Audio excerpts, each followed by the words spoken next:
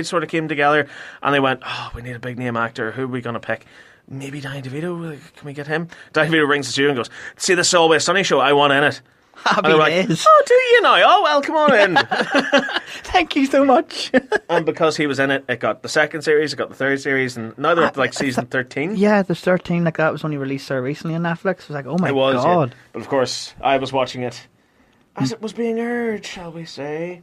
We were talking a little bit there earlier on tonight about the Fast and Furious movies. Another action franchise that I absolutely love is Bad Boys.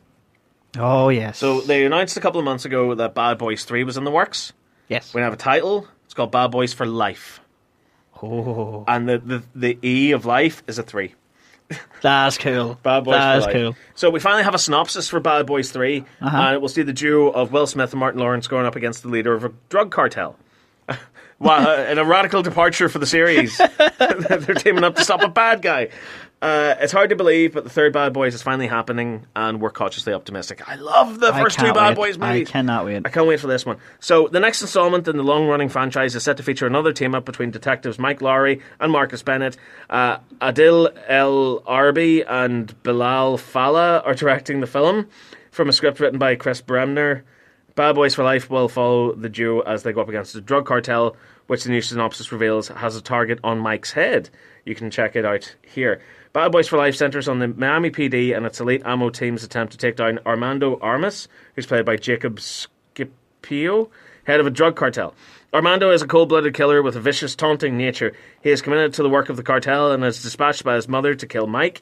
Nunez will take on the role of Wright, the tough and funny criminal psychologist, who is the newly appointed head of ammo and Mike's former girlfriend, and the one who got away.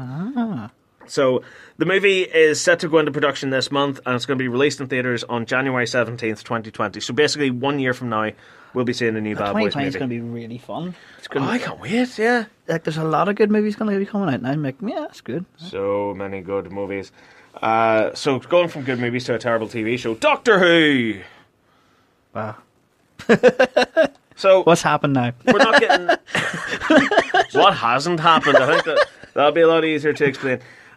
So when can we expect Doctor Who to return? It looks like we may not have as long a wait for Doctor Who in 2020 as we did this year. After the screening of the New Year's Day special resolution at the BFI, Tony Hall, the BBC's Director General, revealed that Series 12 will begin airing on BBC One very early in 2020. How early? Well, who knows, but we do know that Jodie Whittaker, Bradley Walsh, Tosin Cole and Mandip Gill are all returning, and we know that the new series is set to start filming later this month. Make of that what you shall. So let's hope the next season gets better writers, they get the scripts they deserve, because the last series wasn't that great. I'm still thinking March. I was literally just about to say March. Yeah, I'm really thinking March for this one. I don't see it happening in February. If it is, that means it's been severely rushed. No, not January or February. I think March, because it's always around sort of Easter time, isn't it? That Doctor Who would come back. So, He-Man and the Masters of the Universe! The movie's happening. What, really? So they're making another... Do you remember the original one with Dolph Lundgren? I love it. And Courtney Cox. That was brilliant. And Frank Langella as Skeletor. Oh, that I honestly see that makeup of Skeletor. Yeah. I loved it, because it was scary. It was Red Skull before Red Skull. Yeah, it was. Because, like, when I saw Hugo Weaving as Red Skull in Captain America, I was like, it's Skeletor! Yeah. They brought him back. So yeah, it seems that the Masters of the Universe movie is finally gathering momentum. Word on the Nerdvine is that Men in Black International writers are set to write, and Band of Robbers brothers Adam and Aaron Nee are still directing. The movie is, of course, based on the 80s famous animated series and toy line from Mattel, He-Man and the Masters of the Universe. I have the film rights! It's a franchise that has been fighting to get off the ground for a number of years, with directors including Charlie's Angels McG attached to direct. Really? Oh my god, imagine how awesome that movie would have been. McG directing a He-Man movie. Unreal. Of course, He-Man and the gang were brought to the big screen in 1987, as we were just talking about there earlier, and that's pretty much all the news that we have so far. So if there's one franchise that could give us a perfect blend of sword, sorcery and fun in the age of Game of Thrones in the Marvel Cinematic Universe, it's got to be He-Man. I really would love to see what they're going to do with Skeletor. Like, are they going to go the cartoon version, or are they going to have their own version? See, I want the cartoon version. I want that, yeah. And I want the voice as well. He-Man! I want all his henchmen. Yeah. There's one henchman. Manny Faces. I can't remember the one with the Evil claw. Lynn. The one with Was the it claw. Lockjaw? Or what was that one? It was something like that, yeah. Yeah, that like all of them. Beastman. So the 80s are currently being pillaged for ideas for new movies. So obviously there's Ghostbusters, which we are going to talk about later tonight. Stay tuned, gentle listener, if you will. And also we're just talking about He-Man, the Masters of the Universe. Uh-oh. I don't like that face. What's wrong? Teenage Mutant Ninja Turtles. What? Teenage Mutant Ninja Turtles. Heroes in a Half Shell. Another reboot. So they're making... You're joking. I kid you not. New big screen reboot of Teenage Mutant Ninja Turtles is in the works this year. How many movies is that now? Because we had TMNT in 2007. We had the Michael Bay produced movies. Yeah, we had two of those. We had Teenage Mutant Ninja Turtles in 2014, and in 2016, I think we had Out of the Shadows. Rebooted the cartoon They've many rebooted the cartoon. They have so many kicked times. it up the backside with the reboot at this point. Yeah. I thought that was quite clever. Anyway, that was good. That was good. for our lowbrow style of pathetic humour. So after the last after the last TMNT movies, Out of the Shadows performed pretty poorly, despite a lot of fans loving it, as it was pure cartoon level nonsense. I loved crying in it. I loved what do you call him, Baxter. Oh yeah. Baxter So Stuckman one or thing I was something? sad about, there was no Misers. No, That was sad. I wanted. but we had the Wonder Duo. That's true. We had Rhino Boy. Yeah. And we had Pig Lad. That sounds like a really bad like superhero movie. Rowdy Boy and Pig Lad. It sounds like what the characters should have been called. Because obviously it's Bebop and Rocksteady. Yeah. It sounds like what those rip-off characters should have been called in the original Why can't I speak? Teenage Mutant Ninja Turtles movies. Do you know that in the second one they had like Shredder's two underlings, and they weren't Bebop and Rocksteady? That was upsetting. That's what they should have been called, Rhino Boy and Pig Lad. Rhino Boy and Pig But Lad. anyway, it's reboot time once again. The new movie will be produced like the last two by Michael Bay, Andrew Form, and Brad Fuller's Platinum Dunes production company. Form spilled the beans to Variety, saying, "We're doing a reboot of the Teenage Mutant Ninja Turtles at Paramount. That is looking like production at the end of the year." Joined by Fuller, the duo said that as yet there are no actors or directors attached, but it seems the foursome are coming back. Fuller made a point that the new movie would actually be quite similar to their last production, A Quiet Place, which is the movie that they made last time around. You know, the one where like you're not allowed to speak, otherwise the monsters will get you. Yeah. It'll be similar to that at its core. It's about family and keeping the family together. Oh, okay. So basically more focus on the four turtles and Splinter. Yeah. We like that idea, but in fairness, we think that all incarnations of the team have managed to have that at its core.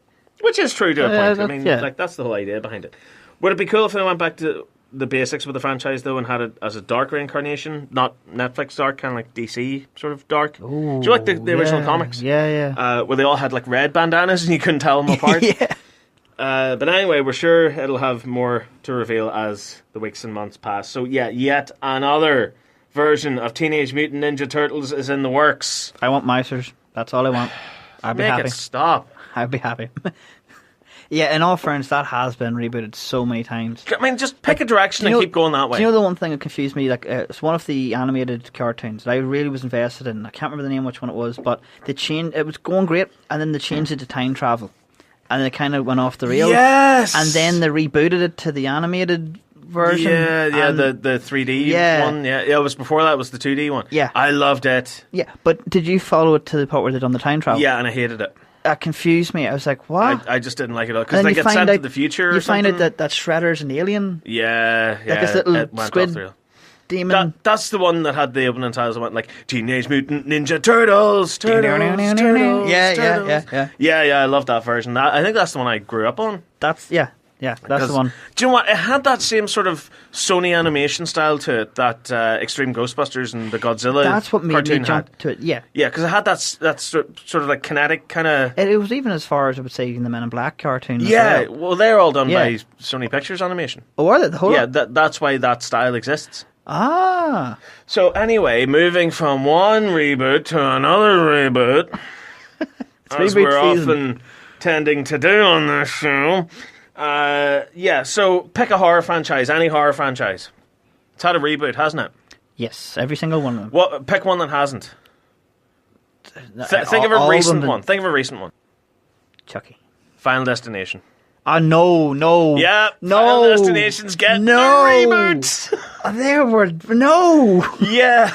I can't say that. First two were great. Third one fell off the rails a little bit. Get it? Because it was on a roller coaster. Fourth one was terrible, and I didn't even have the will to see the fifth one. You didn't want to see it. You weren't missing anything. Yeah, I heard what happens in it. God, no. Like the twist at the end. Yeah. Anyway, so given that the Final Destination franchise has been over for feels like 5 minutes, 2011 was the last Final Destination movie. Oh my It's God. called The Final Destination. What? It's hardly a surprise it's now getting the tiresome reboot treatment. What can it do with it? That's Here's the thing with Final Destination. It's got the exact same premise, which is that you can't escape death. So basically what happens is there's a massive accident, like there's a big road accident, or there's a plane crash, or people fall off a roller coaster, which felt really, really... silly. Like, no, not even silly, but like just so small compared to like the big road accident from Destination 2 and everything. Basically there's a big, massive accident, or like that Speedway one in the fourth one. Yes. And everyone dies, and it's horrible. But then... it's revealed that that was a vision by one of the main characters. And they save a load of people. Yeah. And the accident happens anyway, but they survived. But Death is a little bit angry at that. He's somewhat miffed, as you would say. So, Death has a plan, which is set up a load of weird Rube Goldberg test things, which basically leads to one of the characters dying.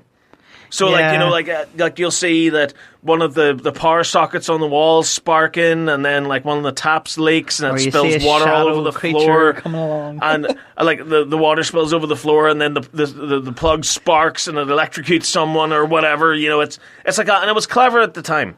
Like that's what I loved about the first one. The second one absolutely slaughtered me because the girl from the first one, Claire, survives. Yes. And she comes back in the second one. She's locked herself away in like a padded cell so that nothing can get to her. This has been so long since I remember. Was it one where like they had a load of newspapers and she was like narrowing it down, going, "This is how." Yeah. Okay. That was the second one. And then at the end of the second one, she gets killed. Yeah. So I was like, oh my God. So Death finally gets her. Yeah. You're like, okay. But the thing is, they all follow that same principle. Yeah. So if you're going to reboot it, do something different. They're not going to. But if they don't do anything different, what's to stop this from being Fast and Furious? God. Final Destination 6. It is. Or is it 7? No, it's 6. Because they made 5, didn't they? They made 5, yeah. yeah. The fourth one was horrendous. It was unforgivably bad. Do you remember in the fourth one, they had a scene where they were in a movie theatre, oh, don't. and then they left the movie theatre and they went onto the escalators, and the escalators blew up and like they strangled someone and chopped them to bits or whatever. Yeah. And then it turned out that was another premonition. That's That's not how it works. You get one. Yeah, it's like Spider-Man. You only get one. Yeah. You only get one premonition. No, but they are. They're going to do the exact same thing. Oh God, help us! It's going to be. There's not much you can do with it. Right, let me read this out and try not to do anything horrible to myself. The franchise which saw people escape death only to be hunted down by an invisible Grim Reaper in more imaginative and stomach-churning ways for 5 movies in total. See, that's why Marc's a writer. He summed that up in a sentence. There was us going off for 5 minutes about it. It started off pretty well, but in the end, they were just basically splatter flicks in the same ballpark as Saw. Nice word, I like that. And now the Grim Reaper is coming for the old franchise and leaving a new one behind. His new line have hired Patrick Melton and Marcus Dunstan to reimagine Final Destination. The writers were responsible for 4 of the Saw movies and Piranha 3D. Oh my God, I remember that one. Do you remember Piranha 3DD? Yeah. Oh, good Lord. That has Danielle Panabaker in it. You know, Killer Frost. No. Yeah, she's in it. She's the main character in Piranha 3DD.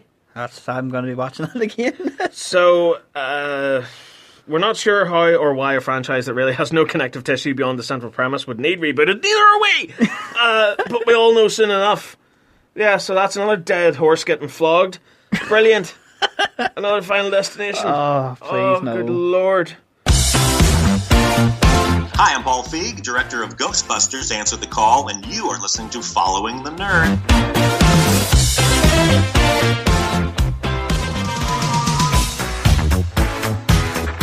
Hi, I'm Ernie Hudson, Winston Zeddemore from Ghostbusters, and I'm following the nerd.